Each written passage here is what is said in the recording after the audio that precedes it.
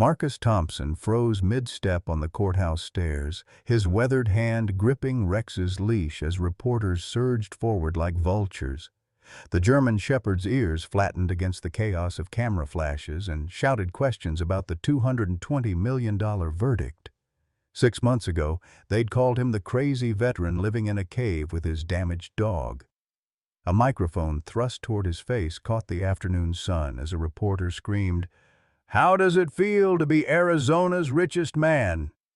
Behind him, the courthouse doors slammed shut with the finality of a coffin lid. Rex whimpered, pressing against Marcus's leg as memories of another explosion, another crowd, another life-changing moment flooded back. But this wasn't Afghanistan. This was justice. "Mr. Thompson, what will you do with the fortune?" The voices blended into white noise as Marcus remembered Rex barely surviving surgery just weeks ago, remembered choosing between his dog's life and fighting for money he wasn't sure he deserved.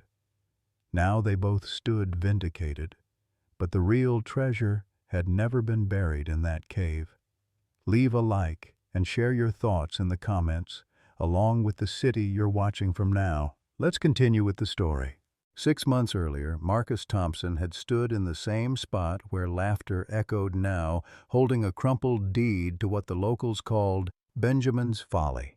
The cave house carved into Sedona's red cliffs had been his uncle's home for 30 years, and now it belonged to a broken veteran who owned nothing else in the world except a German shepherd with trust issues. Marcus was 38, though the lines around his eyes suggested a man who'd seen decades more. 3 tours in Afghanistan had left him with a Purple Heart, a monthly disability check that barely covered rent, and nightmares that made sleep feel like enemy territory. His Uncle Benjamin had been the only family member who understood why Marcus couldn't hold down jobs, why crowds made his hands shake, why he preferred the company of his dog to most people. Rex had been Marcus's battle buddy in Kandahar province, a military working dog trained to detect explosives. The same IED that sent Marcus home with shrapnel in his leg had damaged Rex's hearing and left a jagged scar across his left ear. When the Army medically discharged them both, Marcus couldn't bear the thought of Rex spending his remaining years in a kennel. They'd saved each other's lives overseas. They'd figure out how to save each other's sanity back home. The cave house sat like a wound in the cliff face, its steel door painted the color of dried blood. Benjamin had carved the dwelling himself in the 1970s, room by room, tunnel by tunnel, using nothing but determination and an old mining drill. The townspeople of Sedona had watched him work for years, shaking their heads at the eccentric veteran who preferred stone walls to social interaction. Inside, the temperature remained constant year-round, cool and dry. Benjamin had installed solar panels decades before they were fashionable, run electrical lines through natural rock channels, and even managed to tap into an underground spring for fresh water. The main room opened into a surprisingly spacious living area with built-in shelves carved directly from the cliff face. A narrow hallway led to a bedroom, bathroom, and what Benjamin had called his workshop. Eleanor Whitman lived in the closest house, a quarter-mile down the winding dirt road. At 78, she moved with the careful precision of someone who'd learned that broken bones took longer to heal at her age. She'd appeared at Marcus's door on his second day with a casserole dish, and questions hidden behind kind eyes. "Benjamin was a good man," she'd said, setting the food on his rough-hewn table. "Folks didn't understand him, but then again, folks don't usually understand the ones who've seen too much." Rex had taken to the cave immediately, as if something in the stone walls called to his damaged nerves. He'd paced the perimeter each morning and evening, nose to the ground, occasionally stopping at the western wall to scratch and whine. Marcus assumed it was just another symptom of their shared trauma. They both jumped at unexpected sounds, both preferred small spaces to open areas, both struggled with trusting strangers. Neither of them realized that Rex was trying to tell him something important. The discovery happened on Marcus's fourth day in the cave, when Rex's obsessive scratching at the western wall finally drove him to investigate. The German Shepherd had been relentless, returning to the same spot every few hours, his claws scraping against what appeared to be solid rock. Marcus had tried everything to distract him: walks, treats, even moving Rex's food bowl to the opposite side of the room, but the dog remained fixated. "What's gotten into you, boy?" Marcus muttered, kneeling beside Rex as the dog whined and pawed at a section of wall that looked identical to every other carved surface in the cave. The stone felt cool under Marcus's palm, smooth from years of Benjamin's careful work. But when he rapped his knuckles against it, the sound that echoed back made him freeze. Hollow. Distinctly, unmistakably hollow. Marcus grabbed a flashlight from Benjamin's workshop and examined the wall more carefully. Up close, he could see hairline cracks forming a rough rectangle, almost invisible unless you knew what to look for. The mortar around the edges was a slightly different color, newer than the rest of the cave's construction. Someone had sealed this section deliberately, and recently it took him 2 hours with Benjamin's old chisel and hammer to break through. Rex sat nearby, tail wagging with increasing excitement as each chunk of false wall fell away. When Marcus finally cleared enough space to shine his light inside, his breath caught in his throat. The hidden chamber was small, maybe 4 feet square, but it contained a metal filing cabinet and a wall-mounted safe that looked like it belonged in a bank vault. On top of the filing cabinet sat a manila envelope with Marcus written in Benjamin's careful handwriting. Inside the envelope, Marcus found a single sheet of paper that would change everything.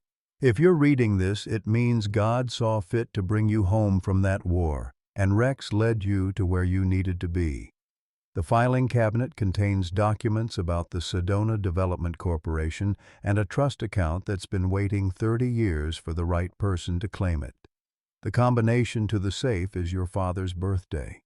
He would have wanted you to know that he never stopped believing and doing what's right, even when the whole world called him crazy for it. The money in that trust belongs to families who lost everything when Sedona Development collapsed in 1995. I've been the court-appointed guardian all these years, waiting for someone I could trust to see it distributed properly. That someone is you, nephew. Use your judgment, but remember that the greatest treasures aren't always gold. Sometimes they're just having someone who believes in you when everyone else has given up. Your uncle, Benjamin Thompson. Marcus's hands shook as he read the letter twice, then a third time. His father's birthday. July 4th, 1952. He died in a car accident when Marcus was 15, but not before instilling in his son the same sense of duty that had driven 3 generations of Thompson men to serve their country.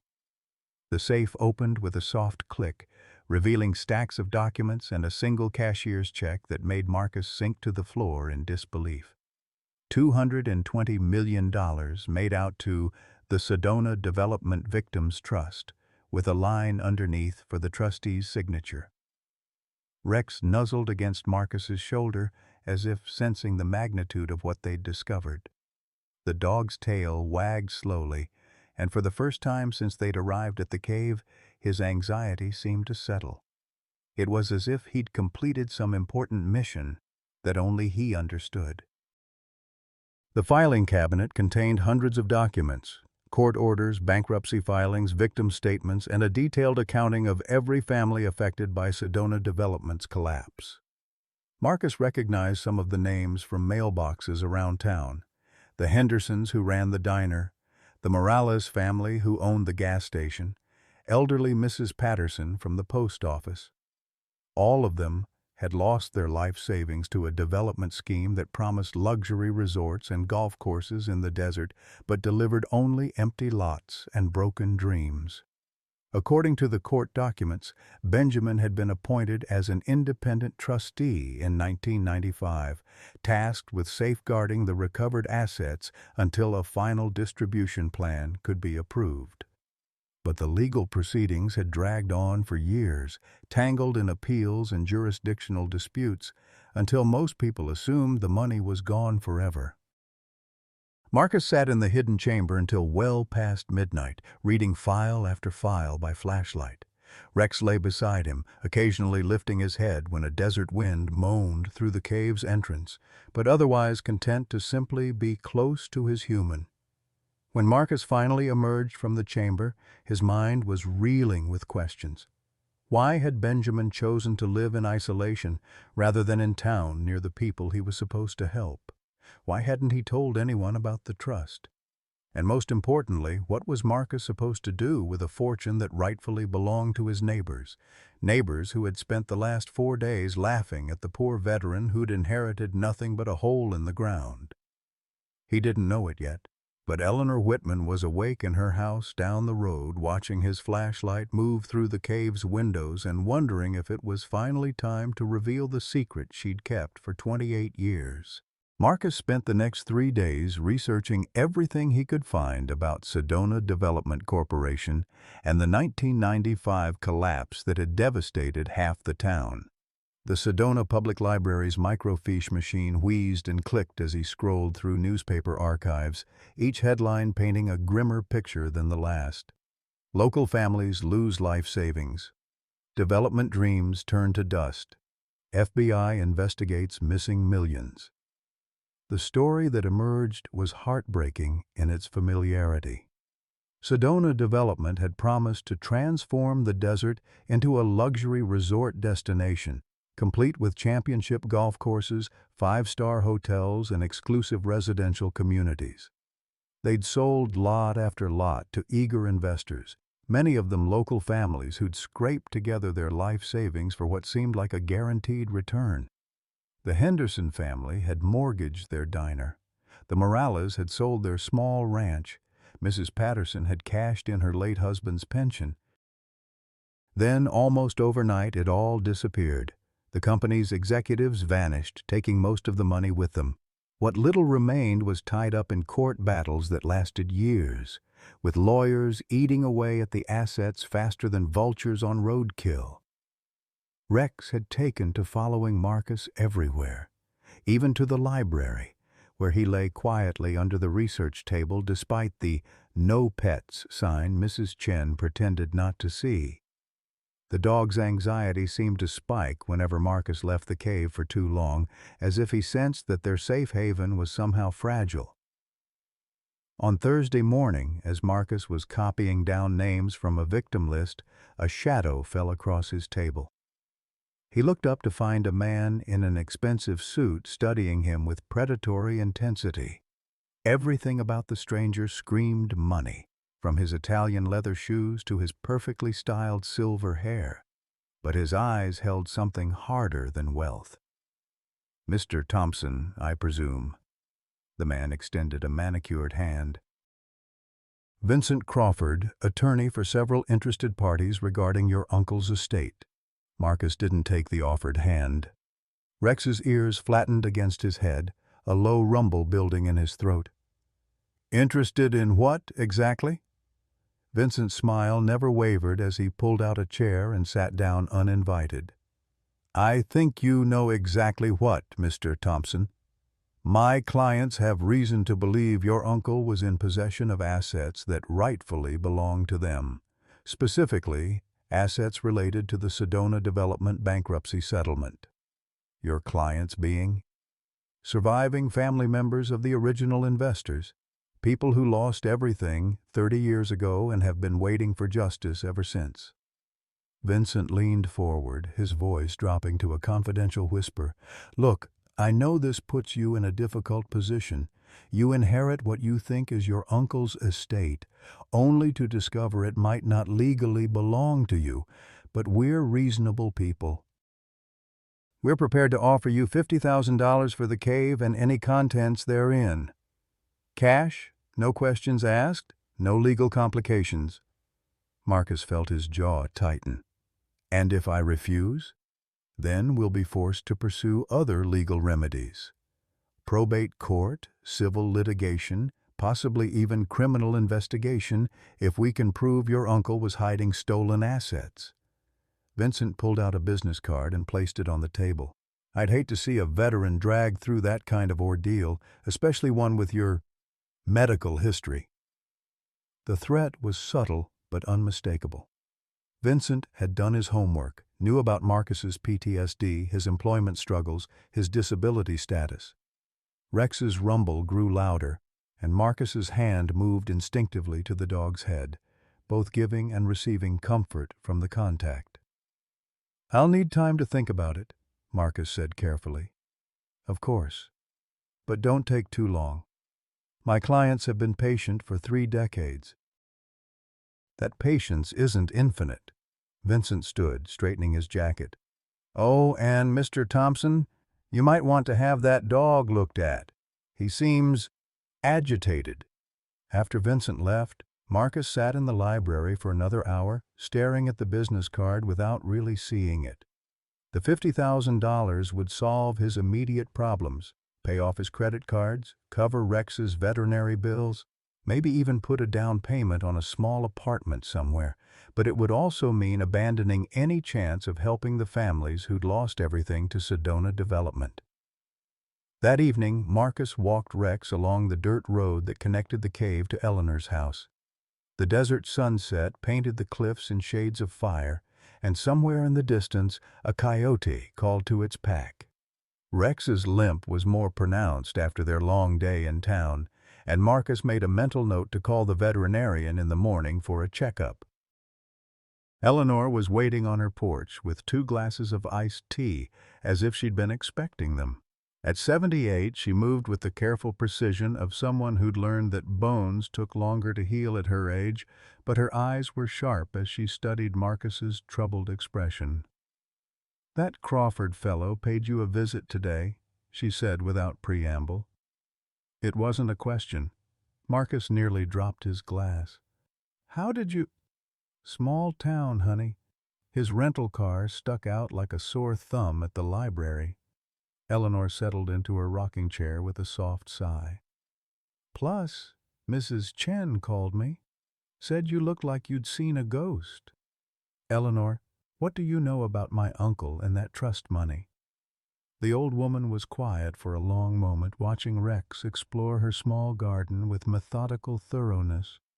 When she finally spoke, her voice carried the weight of years. "Your Uncle Benjamin was the most honorable man I ever knew, and the loneliest. He carried that burden for 30 years, waiting for someone he could trust to do the right thing." "So you knew about the money?" "I knew about a lot of things." Eleanor's rocking chair creaked rhythmically in the evening air. "Benjamin wasn't just some hermit hiding from the world, Marcus. He was protecting something precious until the right person came along to finish what he started." Rex returned to Marcus's side, pressing against his leg as the first stars appeared overhead. In the distance, the cave house sat like a dark wound in the cliff face, holding its secrets in chambers carved from living rock. Marcus had 24 hours to decide between financial security and moral uncertainty. But as he looked at Rex's trusting eyes and Eleanor's knowing smile, he began to suspect that the choice had already been made for him long before he'd ever inherited a hole in the ground. Marcus made his decision at dawn on Friday morning, watching Rex limp across the cave's main room to his water bowl. The German shepherd's movement had grown more labored over the past week, and the slight wheeze in his breathing that Marcus had dismissed as desert dust allergies was becoming harder to ignore. "We're going to the vet today, boy," Marcus said, scratching behind Rex's scarred ear. The dog's tail wagged weakly, but his usual enthusiasm for outings seemed dimmed. Marcus had been putting off the veterinary visit partly because of money, partly because he dreaded hearing confirmation of what he already suspected, that Rex's injuries from Afghanistan were catching up with him. Dr. Sarah Mitchell's clinic sat on the outskirts of Sedona, a modest building that smelled of antiseptic and hope. Sarah herself was younger than Marcus had expected, maybe 34, with kind eyes and steady hands that immediately put Rex at ease. She spent nearly an hour examining the dog, her expression growing more serious as she listened to his heart and felt along his ribs. "Mr. Thompson, I need to be straight with you," she said finally, removing her stethoscope. "Rex has developed a significant heart murmur, and there's fluid building up in his chest cavity. Without surgery to repair the valve damage, he's looking at maybe 6 months, probably less." Marcus felt the world tilt sideways.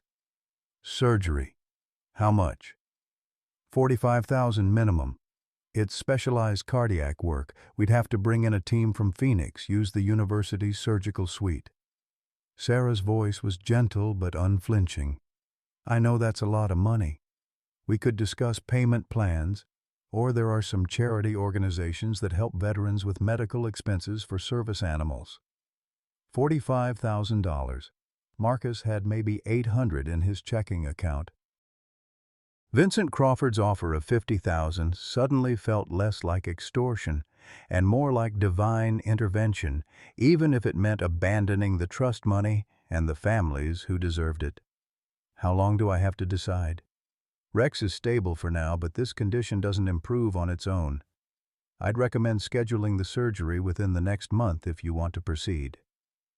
That afternoon, Marcus drove back to the cave with Vincent Crawford's business card burning a hole in his pocket. Rex slept in the passenger seat, exhausted from the vet visit, his breathing shallow and irregular. Every few minutes, Marcus would reach over to make sure the dog's chest was still rising and falling. Eleanor was waiting in her garden when they pulled up, deadheading roses with the methodical patience of someone who'd been tending the same plants for decades. She took one look at Marcus's face and set down her pruning shears. "Bad news?" she asked. "Rex needs heart surgery." $45,000.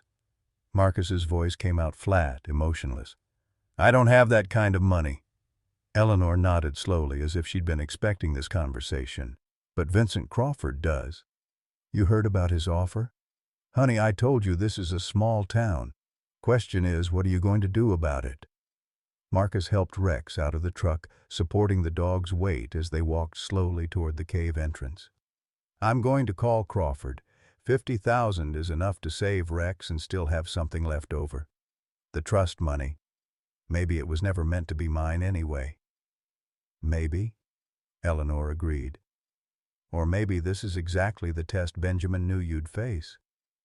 That evening, Marcus sat in the cave's main room with Vincent Crawford's business card in one hand and his cell phone in the other. Rex lay beside him on the cool stone floor, his breathing labored but steady. The hidden chamber yawned open like a mouth, the filing cabinet and safe visible in the glow of Marcus's lantern. Before he could lose his nerve, Marcus dialed Crawford's number. "Mr. Thompson," Vincent answered on the first ring, his voice smooth as aged whiskey. "I was hoping to hear from you. I'll take your offer. 50,000 for the cave and everything in it." "Excellent. I can have the paperwork drawn up by tomorrow morning. We can close by Monday if you're willing to sign a confidentiality agreement." "Confidentiality about what?" "Just standard language. You agree not to discuss the details of our transaction with anyone, and in exchange you walk away with no legal complications. Clean break, fresh start." Something in Vincent's tone made Marcus pause. Why the rush? And why the secrecy? "Mr. Thompson, my clients have been waiting 30 years for closure. They're not interested in drawn-out negotiations or public spectacle. They just want this matter resolved quietly and efficiently." After hanging up, Marcus sat in the growing darkness, listening to Rex's labored breathing and the distant sound of coyotes calling across the desert. Eleanor's words echoed in his mind. Maybe this is exactly the test Benjamin knew you'd face. At midnight, unable to sleep, Marcus walked back into the hidden chamber and began reading through the victim files again. Each folder contained not just financial information, but personal details that made the losses real and immediate. The Henderson family had started their diner with money inherited from Sarah Henderson's grandmother, who'd saved every penny working as a seamstress during the Depression. The Morales had bought their ranch with dreams of passing it down to their children, only to lose it when Sedona Development collapsed and took their investment with it. Mrs. Patterson's file was the hardest to read. She'd cashed in her late husband's pension to buy into what she thought would secure her retirement. When the scheme collapsed, she'd been forced to take a job at the post office at age 65, working well past normal retirement age just to survive. Marcus pulled out his phone and began doing math. $220 million, divided among the 47 families on Benjamin's list, would mean roughly $4.5 million per family. Enough to not just restore what they'd lost, but to set up their children and grandchildren for life. $50,000 would save Rex, but it would also mean abandoning 47 families who'd been waiting 3 decades for justice. Rex stirred beside him, lifting his head with obvious effort. The dog's eyes met Marcus's, and for a moment Marcus could swear he saw understanding there. Rex had always been able to read people, a skill that had saved both their lives more than once in Afghanistan. Now, looking at his dying companion, Marcus wondered if Rex understood the choice they were facing. "What would you do, boy?" Marcus whispered, stroking the dog's head. "You never left anyone behind over there, not once." Saturday morning brought unexpected visitors. Marcus was feeding Rex. The dog's appetite had diminished, but he still managed a few bites of kibble when he heard vehicles approaching. Through the cave's entrance, he watched 3 cars pull up in a cloud of dust. The first person out was Mrs. Chen from the library, followed by the Henderson family from the diner. Behind them came the Morales, Mrs. Patterson from the post office, and several other faces Marcus recognized from around town. Eleanor walked with them, moving slowly but purposefully. "Mr. Thompson," Mrs. Henderson called out, her voice carrying across the desert air, "we need to talk." Marcus stepped outside, Rex limping beside him. The assembled group looked uncomfortable, shifting their weight and avoiding eye contact. Mrs. Patterson spoke first, her voice trembling with age and emotion. "We heard about that lawyer offering to buy your place. We also heard about Rex needing surgery." She paused, dabbing at her eyes with a handkerchief. "We know what it's like to lose everything you care about." "Ma'am, I'm not sure what you're getting at." "We're getting at the fact that we might be able to help each other," Mr. Henderson said, stepping forward. "Eleanor here filled us in on some things we should have known years ago. About your uncle, about that trust money, about why he really lived out here all those years." Eleanor nodded gravely. "I figured it was time they knew the truth. Benjamin made me promise to keep his secret while he was alive, but now, well, now it's your burden to carry, Marcus. But maybe it doesn't have to be yours alone, Mrs. Morales, a woman in her 70s who'd run the gas station since Marcus was a child, stepped forward. "We've been talking, all of us whose families lost money to Sedona Development. If that trust money really belongs to us, then we want to pool our shares to help pay for Rex's surgery." Marcus felt his throat tighten. "You don't understand. That's millions of dollars each. You can't just—" "Can't what?" Mrs. Patterson interrupted, her voice stronger than her frail appearance suggested. "Can't help a veteran who's been looking out for our interests without us even knowing it? Can't help save the life of a dog who served our country just like his human did?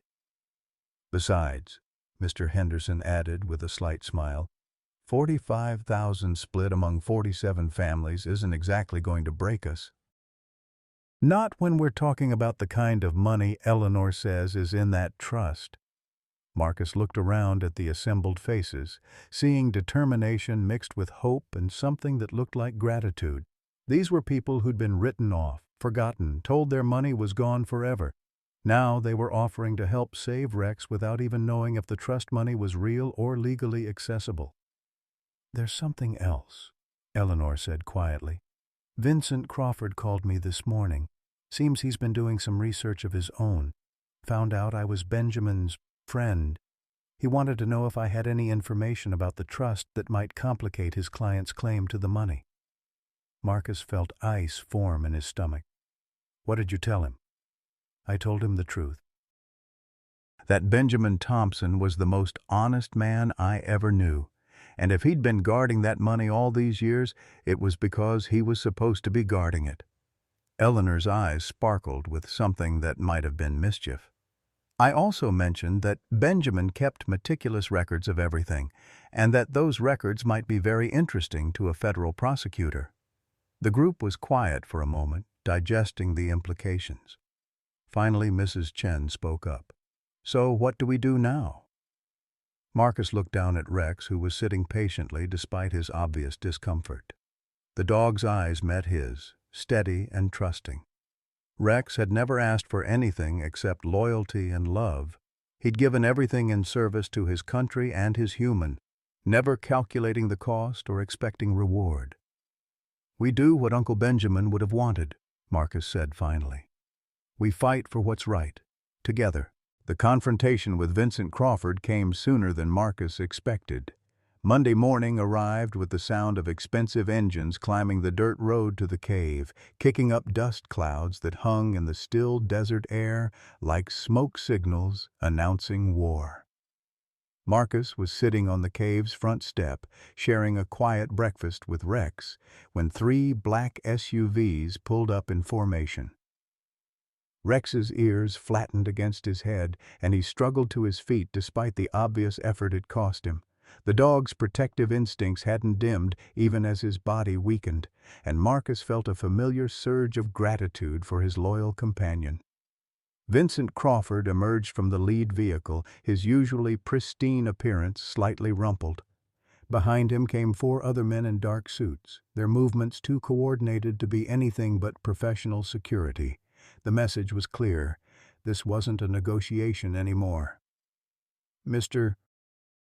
Thompson, Vincent called out, his voice carrying an edge that hadn't been there during their phone conversation. I believe we had an agreement. Marcus stood slowly, one hand resting on Rex's head for support and comfort. We had a discussion. I never signed anything. You gave me your word.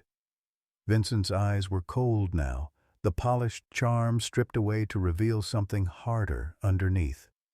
My clients are very disappointed. They were counting on a clean resolution to this matter. Your clients, Marcus repeated, studying the men flanking Vincent. These wouldn't happen to be your clients, would they? Vincent's smile was thin as a razor blade. Some of them, yes.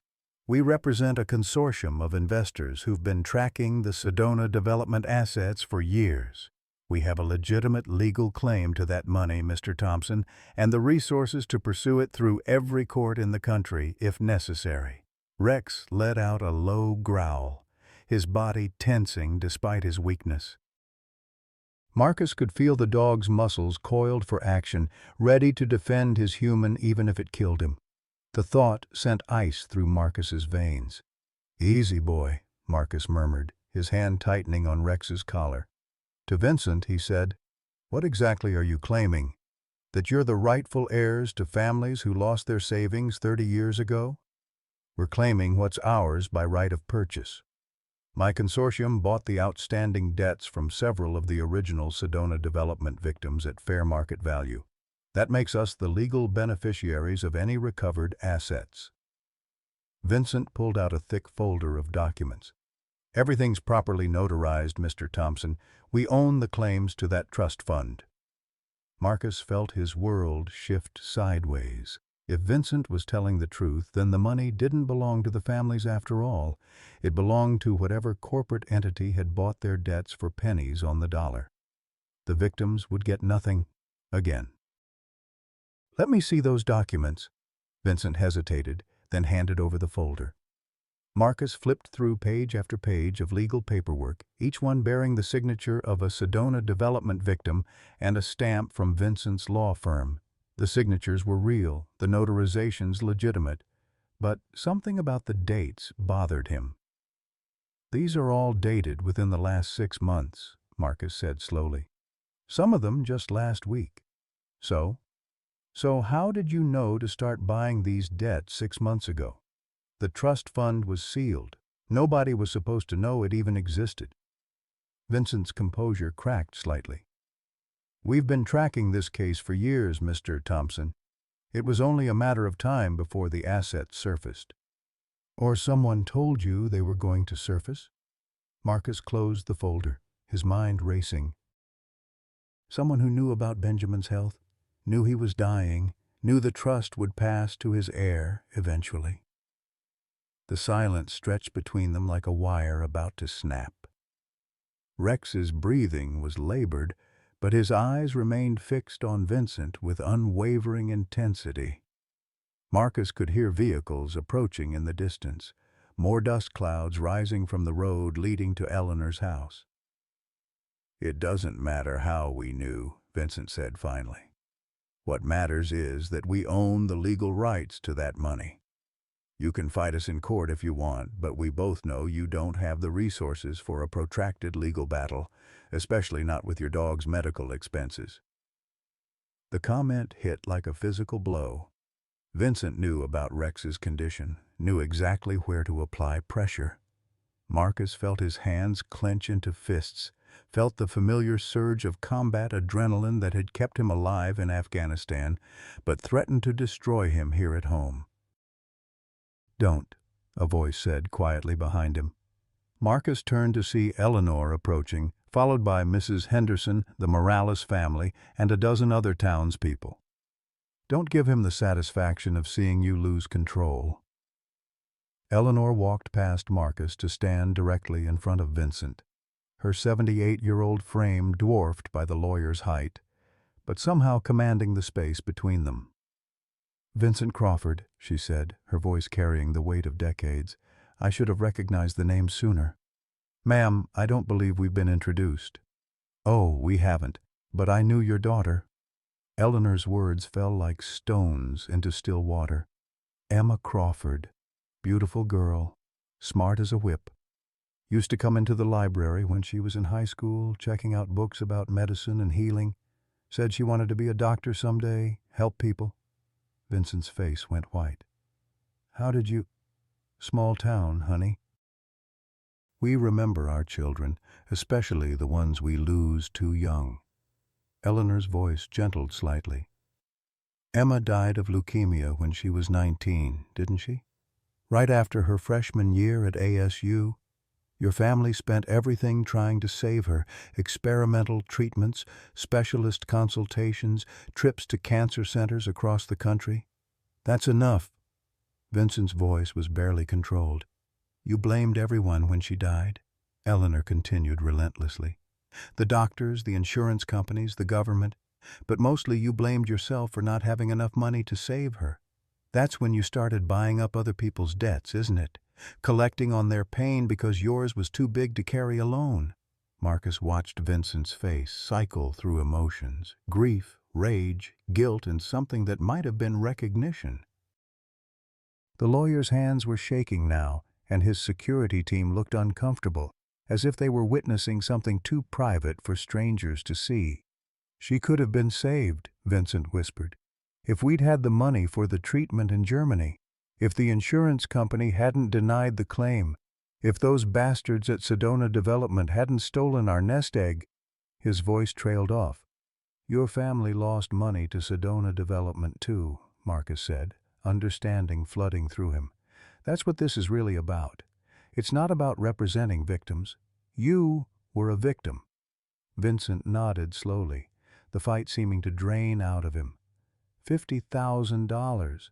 That's what we invested in their resort scheme. My wife's inheritance from her mother. Money we were saving for Emma's college fund. When the company collapsed, we had nothing left to fall back on when she got sick." The desert wind picked up, stirring dust devils around their feet. Rex shifted his weight, leaning more heavily against Marcus's leg.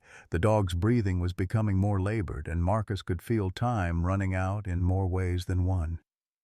"Vincent," Eleanor said gently, "what do you think Emma would say about what you're doing here? Taking money that belongs to other families who lost everything, just like you did?" "I don't know," Vincent admitted, his voice breaking. I just know I can't let another family go through what we went through. If I have that money, I can make sure other sick children get the treatment they need. Mrs. Henderson stepped forward, her weathered hands clasped in front of her. Mr. Crawford, my family lost our savings to Sedona Development too. We understand your pain. We truly do. But this isn't the way to honor your daughter's memory. What would you have me do? Vincent's voice was raw with decades of suppressed grief. Just walk away and let the money disappear into some government account. Let other families suffer because I didn't have the courage to fight for what's right?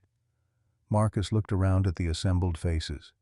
Townspeople who'd lost everything but still found the strength to offer hope to a stranger's dying dog, a grieving father who'd let his pain consume him until he couldn't see past his own suffering, and Eleanor who'd kept Benjamin's secret for decades while watching both communities tear themselves apart. Rex whimpered softly, and Marcus knelt beside his companion, feeling the irregular rhythm of the dog's heartbeat under his hand. Time was running out for his best friend, but maybe there was still time to save something else. Vincent, Marcus said quietly, what if there was a third option? What if we could honor Emma's memory and help the families at the same time? Vincent looked up, his eyes red-rimmed but curious. What do you mean? I mean we stop fighting over the money and start figuring out how to use it the way Benjamin intended. The way Emma would have wanted. Marcus stood, his hand still resting on Rex's head. We build something that lasts, something that helps people. The wind carried the sound of more vehicles approaching. This time, Marcus recognized the engine of Dr. Sarah Mitchell's veterinary truck. She'd promised to check on Rex today, but her timing couldn't have been more perfect. As Sarah's truck pulled up, Marcus made a decision that would change everything. He looked Vincent Crawford in the eyes and said the words that would either save them all or destroy any chance of saving Rex. I'm willing to turn over the entire trust fund to establish a medical foundation in Emma's name. But I have one condition. We save my dog first, and we do it together. The silence that followed was broken only by Rex's labored breathing and the distant call of hawks circling overhead, waiting to see which way the wind would blow. The tragedy began 3 days later, just as hope seemed within reach. Vincent had agreed to Marcus's proposal with tears in his eyes, speaking his daughter's name aloud for the first time in years. The Emma Crawford Medical Foundation would provide emergency funding for families facing catastrophic medical bills, ensuring no parent would have to choose between bankruptcy and their child's life. Dr. Sarah Mitchell had scheduled Rex's surgery for the following week, assembling a cardiac team from the University of Arizona's veterinary program. For 48 hours, Marcus allowed himself to believe that everything might work out. The townspeople rallied around the plan, offering volunteer hours and local business support. Eleanor spent her evenings on the phone with lawyers, helping structure the foundation's legal framework. Even Vincent's security team had transformed from intimidating enforcers into helpful assistants, using their investigative skills to track down more Sedona Development victims who deserved compensation. Rex seemed to sense the change in atmosphere. His breathing remained labored, but his appetite improved slightly, and he managed short walks around the cave's perimeter without collapsing. Marcus caught him standing at the hidden chamber's entrance one morning, tail wagging slowly, as if approving of the plans taking shape within those stone walls.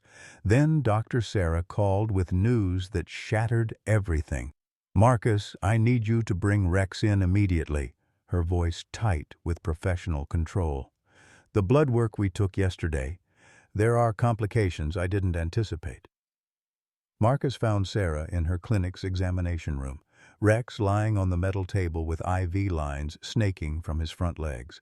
The dog's breathing was shallow and rapid, his gums pale as winter sky. The usual spark in his amber eyes had dimmed to something that looked dangerously like resignation. "What's wrong?" Marcus asked, though part of him already knew. The heart condition triggered kidney failure.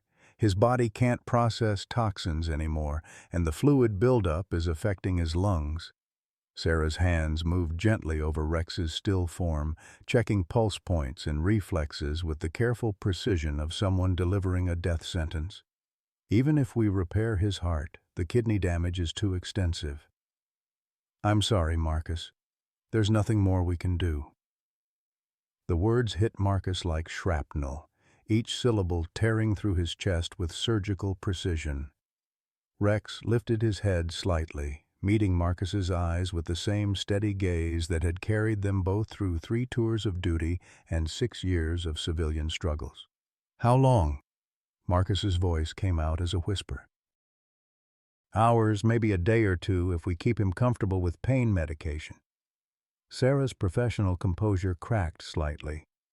"I know this isn't what you wanted to hear, especially with the foundation plans and everything that's happening with the trust money." Marcus pulled a chair close to the examination table and rested his hand on Rex's head, feeling the familiar texture of scarred fur beneath his palm. The dog's tail attempted a weak wag, the gesture breaking Marcus's heart into smaller pieces than he thought possible. "Can I take him home?" "Of course. I'll send you with everything you need to keep him comfortable." The drive back to the cave felt like a funeral procession. Rex lay on the passenger seat, wrapped in a soft blanket, his breathing growing more irregular with each mile. Marcus found himself talking to his companion, sharing memories of their time together, the day they'd met at the military working dog facility, their first patrol in Kandahar, the moment Marcus had decided to adopt Rex after their shared medical discharge.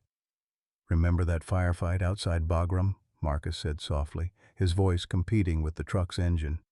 "You found that IED buried in the road, saved the whole convoy. Command wanted to give you a medal, but you just wanted that tennis ball Sergeant Rodriguez threw for you."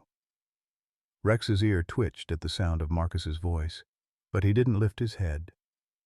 Eleanor was waiting at the cave when they arrived, her weathered face etched with sorrow.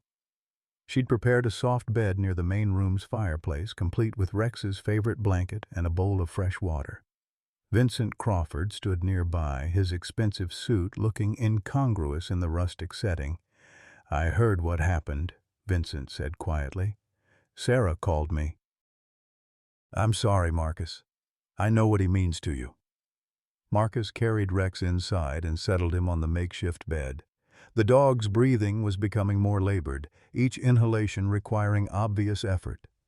Sarah had provided morphine to manage the pain, but she'd been clear about the prognosis. This was about comfort now, not cure. The irony wasn't lost on Marcus. They'd found the money to save Rex, brought together former enemies in common cause, created a plan that would honor both Benjamin's legacy and Emma Crawford's memory. But all the money in the world couldn't buy back time they'd already lost. That evening, as the desert sunset painted the cave walls in shades of gold and crimson, Marcus sat beside Rex and read aloud from Benjamin's letters. The hidden chamber gaped open nearby, its contents representing hope and healing for countless families. But the only family Marcus had ever truly claimed was dying inches from a fortune that could save anyone except the one soul he loved most. "Listen to this, boy," Marcus said, his voice thick with emotion. "Benjamin wrote about you. The dog will know when the time is right. Dogs understand things about loyalty and love that humans spend lifetimes trying to learn. Trust him to guide you to what matters most." Rex's eyes opened slightly, focusing on Marcus's face with enormous effort. The dog's tail moved once against the blanket, a gesture so faint it might have been involuntary. Vincent appeared in the doorway, carrying 2 cups of coffee. "Eleanor thought you might need this." Marcus accepted the cup gratefully. "You don't have to stay. I know this isn't your fight anymore. Actually, I think it is. Vincent settled into a chair nearby, his voice thoughtful. Emma used to volunteer at the animal shelter when she was in high school. She always said you could judge a person's character by how they treated their pets. He paused, watching Rex's labored breathing. She would have liked Rex, and she would have respected what you're doing here. As midnight approached, Rex's condition deteriorated rapidly. His breathing became shallow and irregular, punctuated by long pauses that made Marcus's heart stop until the next breath came. Dr. Sarah had warned him about this phase, the body shutting down gradually, peacefully, if they were fortunate. Marcus lay down beside Rex on the cave floor, his arm draped gently over his companion's still form. "I'm right here, boy. You don't have to fight anymore. You've done enough fighting for 10 lifetimes. Rex's eyes opened one final time, meeting Marcus's gaze with perfect clarity. In that moment, Marcus saw everything they'd shared: the terror and brotherhood of war, the long journey toward healing, the quiet companionship that had sustained them both through the darkest periods of their lives.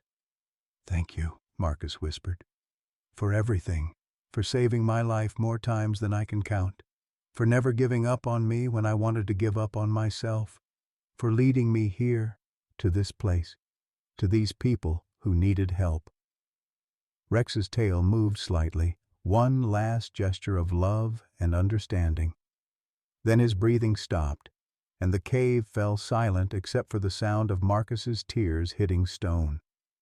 The richest man in Arizona held his dying dog and wept for everything money couldn't buy back.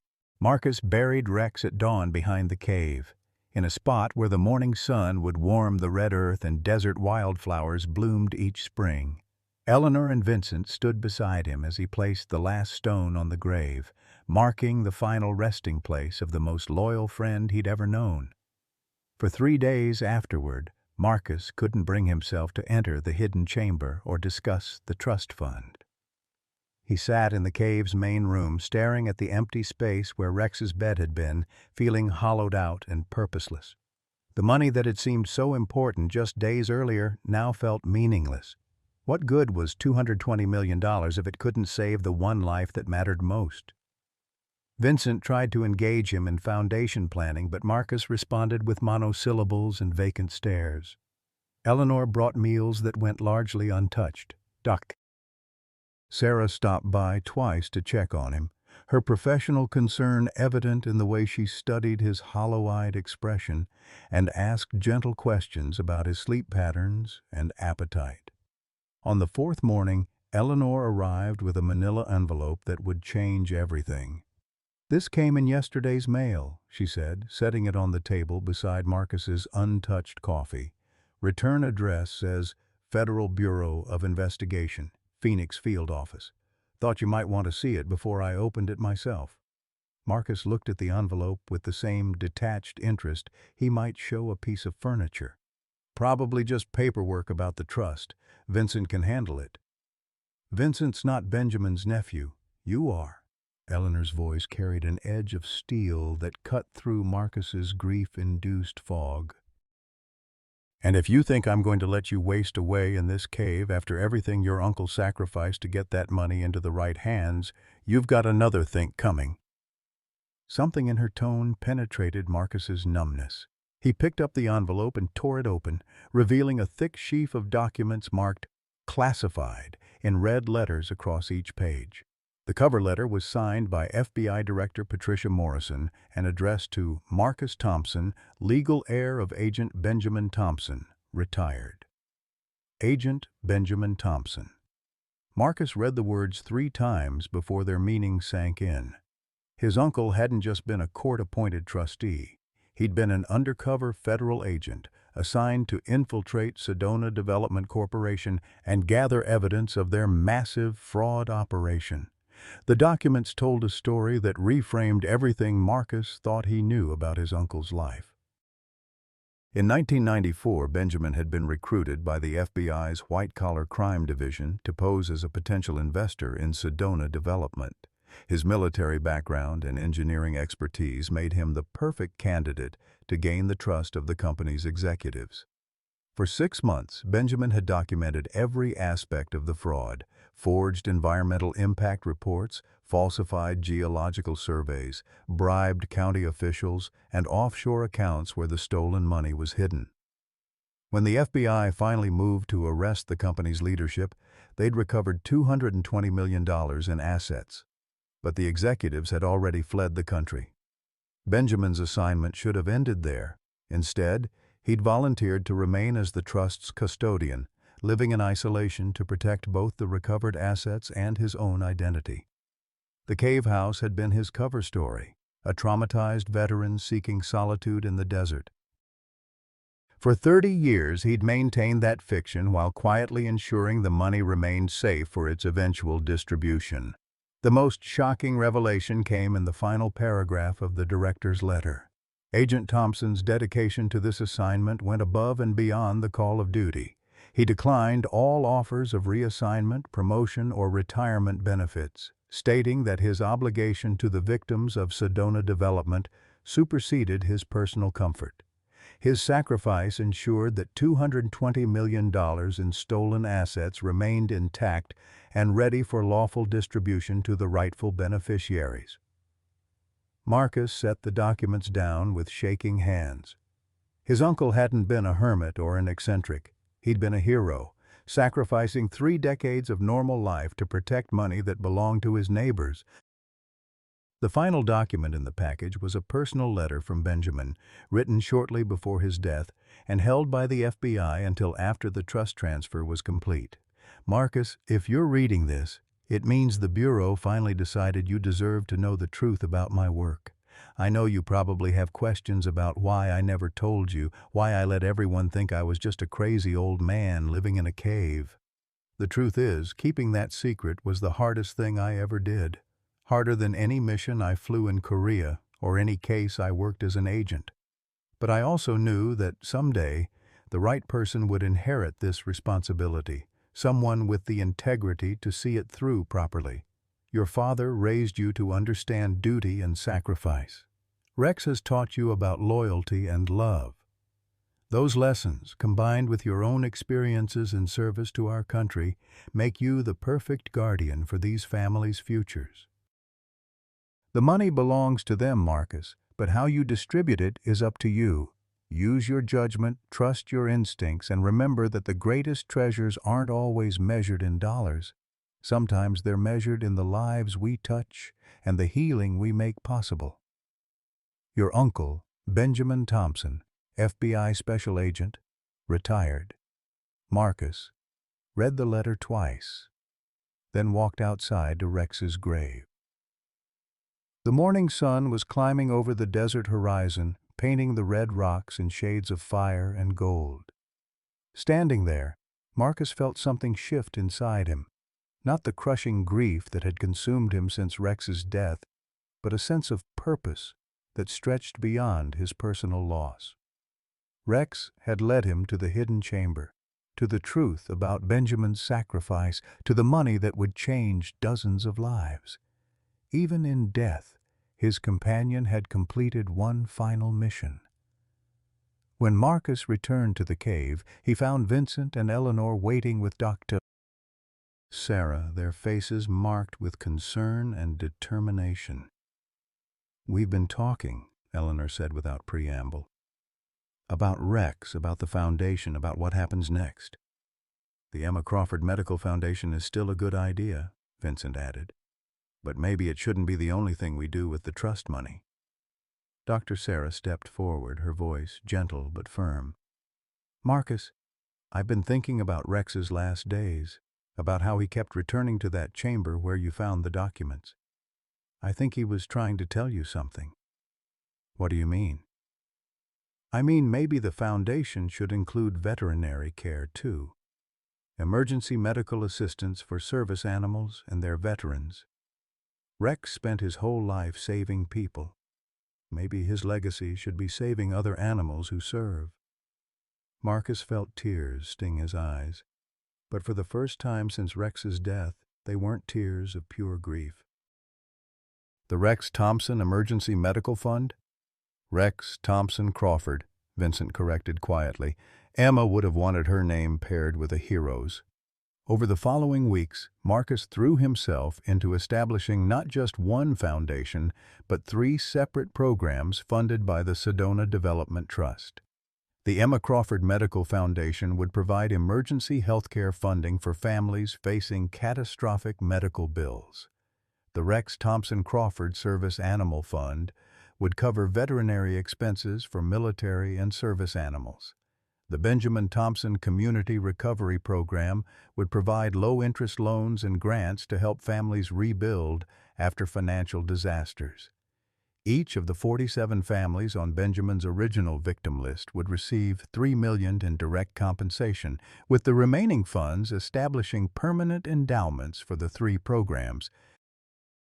Vincent Crawford, transformed by grief into an advocate for healing, volunteered to serve as the Foundation's legal counsel at no charge. Eleanor surprised everyone by revealing that she'd been quietly documenting Benjamin's work for decades, maintaining detailed records that would help identify additional Sedona development victims who'd never been included in the original court proceedings.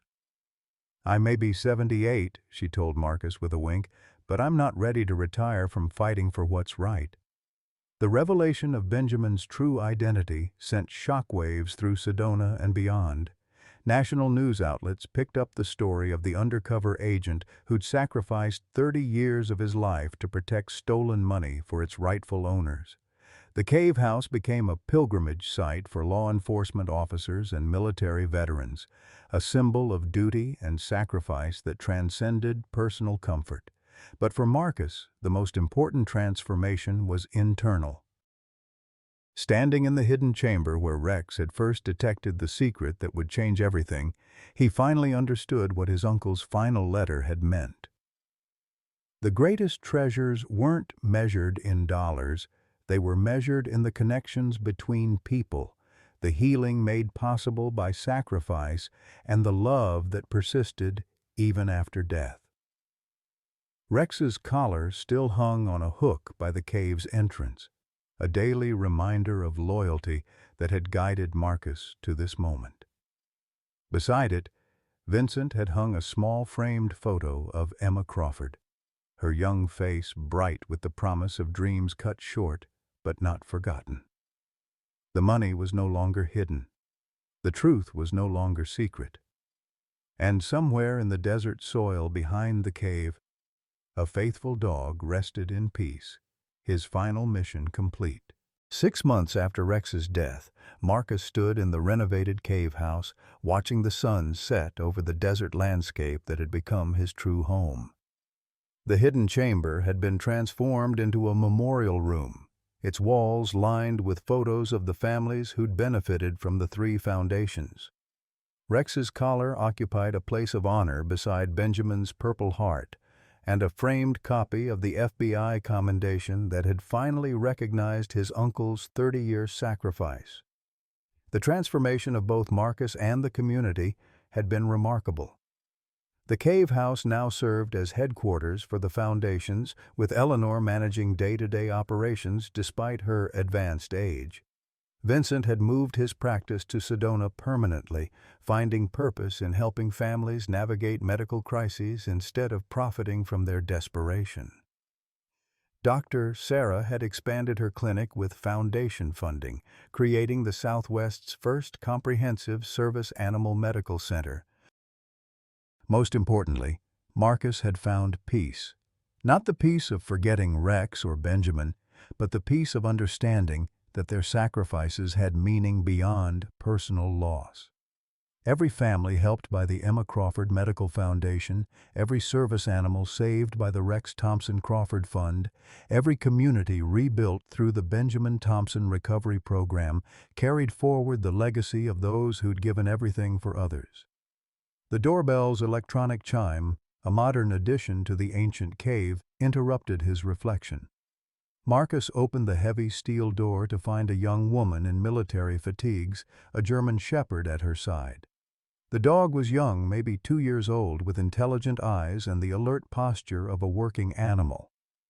Mr. Thompson, I'm Sergeant Lisa Chen, and this is Ranger. We're between deployments, and I heard about your foundation's work with service animals. Her voice carried the controlled emotion of someone trying not to cry. Ranger has been having seizures since our last tour in Syria. The Army vets say there's nothing more they can do, but I won't give up on him. Marcus knelt down to Ranger's level, extending his hand for the dog to sniff. The German shepherd approached cautiously, then pressed his head against Marcus's palm in a gesture that sent echoes of memory through the cave's stone walls. "Come in," Marcus said simply. "Let's see what we can do." That evening, Marcus sat with Lisa and Ranger in the same spot where he'd held Rex during those final hours. Dr. Sarah had examined Ranger and found treatable neurological damage, expensive to address but far from hopeless. The Rex Thompson Crawford Fund would cover the full cost of treatment, including experimental therapy at UC Davis. "Why?" Lisa asked as Ranger slept peacefully beside the fireplace. "Why help us? You don't even know us." Marcus looked at the memorial wall, his eyes finding the photo of Rex taken on their last day together. "Because someone once told me that the greatest treasures aren't measured in dollars. They're measured in the lives we touch and the healing we make possible." 2 weeks later, Eleanor knocked on Marcus's door with an expression that mixed excitement with careful secrecy. "There's someone here to see you. Says she knew Benjamin before he came to Sedona." The woman waiting in the main room was perhaps 65, with silver hair and eyes that held decades of carefully guarded secrets. She introduced herself as Agent Patricia Morrison, recently retired from the FBI, and produced credentials that confirmed her as Benjamin's former handler. "I owe you an explanation," she said without preamble, "about why we waited so long to reveal Benjamin's true role, about why he had to maintain that cover for 30 years. Marcus poured coffee and settled into his uncle's favorite chair. "I'm listening." The Sedona development case was bigger than just a local fraud scheme. The executives who fled the country were part of an international money laundering operation that funded terrorist activities.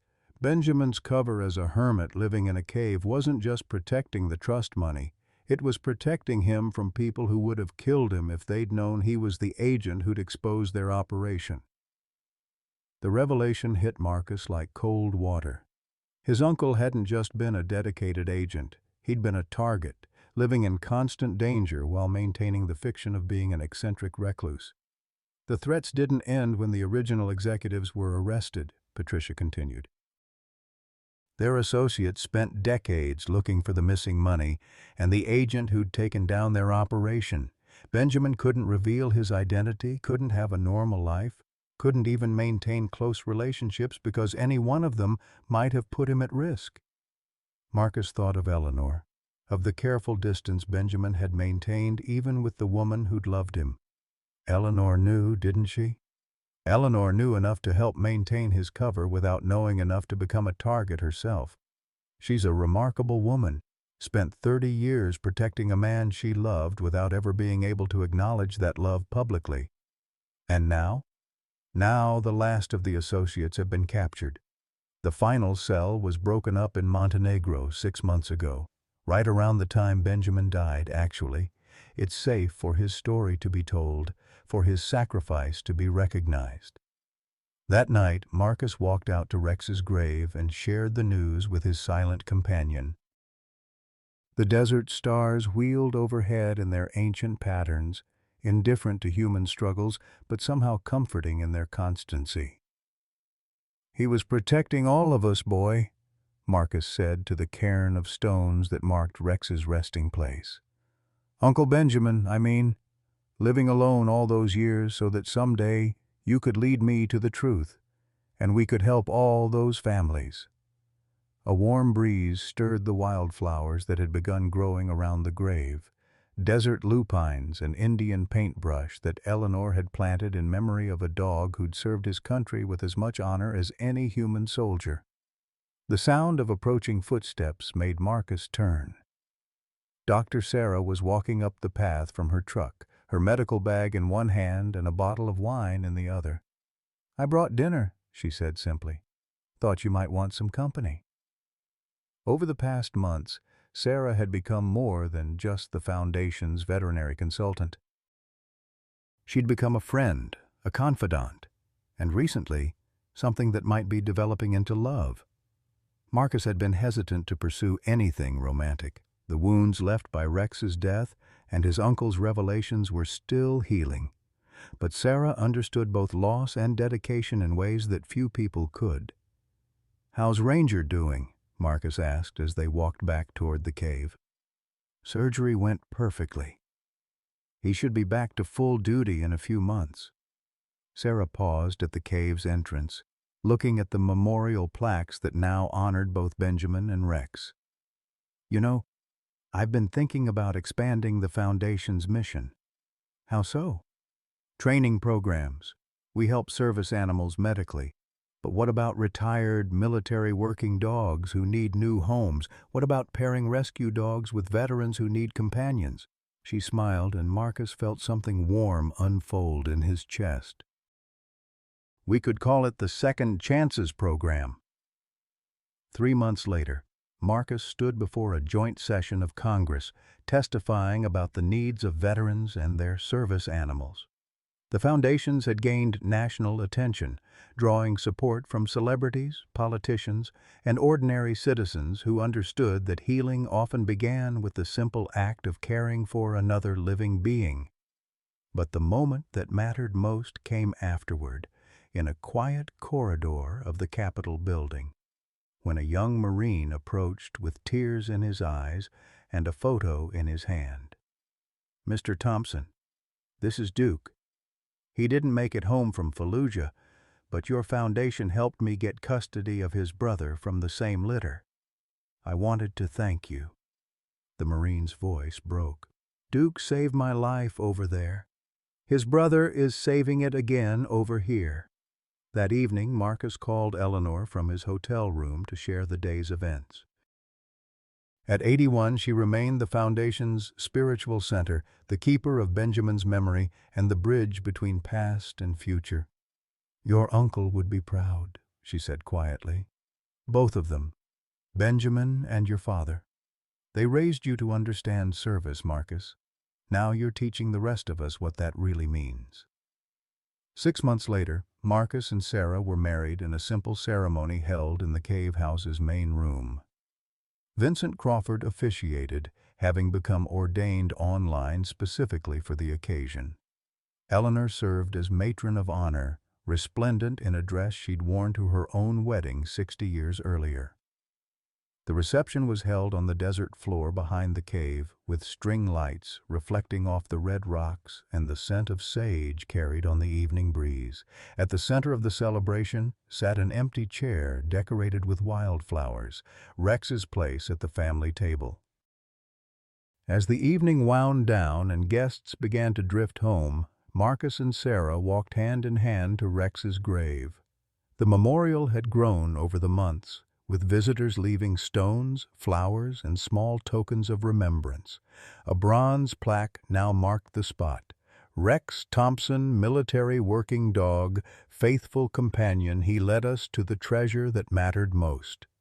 "Think he would have approved?" Sarah asked, her hand resting on her slightly rounded belly where their first child was already growing. Marcus looked out over the desert landscape that had become home, thinking of Benjamin's 30-year sacrifice, Rex's unwavering loyalty, and the hundreds of families whose lives had been transformed by love disguised as inheritance. "I think he knew this would happen all along," Marcus said softly. "Dogs understand things about loyalty and love that humans spend lifetimes trying to learn. He was just waiting for us to catch up." Above them, the desert stars wheeled in their ancient patterns, bearing witness to the truth that the greatest treasures were never buried in caves. They were found in the connections between hearts willing to love without condition, serve without recognition, and heal without expecting reward. The cave house stood silent in the moonlight, no longer a hiding place but a beacon. proving that sometimes the most valuable inheritances were the lessons learned from those who loved us enough to show us the way home. Message for American seniors, 200 words. If you've ever felt overlooked, undervalued, or forgotten by a world that seems to move too fast, Marcus Thompson's story speaks directly to your heart. At 38, this broken veteran inherited what everyone called worthless, a cave house and a dying dog. But within those stone walls lay a treasure worth $220 million and a truth that transformed an entire community. Like many of us who've served our families, our communities, and our country, Marcus discovered that real wealth isn't measured in bank accounts. It's found in loyalty that never wavers, love that asks for nothing in return, and the courage to do what's right even when no one's watching. His Uncle Benjamin spent 30 years protecting money for neighbors who didn't even know he existed. His dog Rex gave everything to lead Marcus to a purpose bigger than personal pain. This story reminds us that our sacrifices matter, our service has meaning, and sometimes our greatest contributions come not from what we achieve, but from what we give to others. Every meal shared, every grandchild mentored, every kindness offered creates ripples that touch lives we'll never know. Discussion questions. What sacrifices have you made for others that went unrecognized, and how did you find peace with that choice? Have you ever discovered that someone's strange behavior was actually them quietly serving others? Please share your thoughts in the comments below. Your wisdom matters to all of us.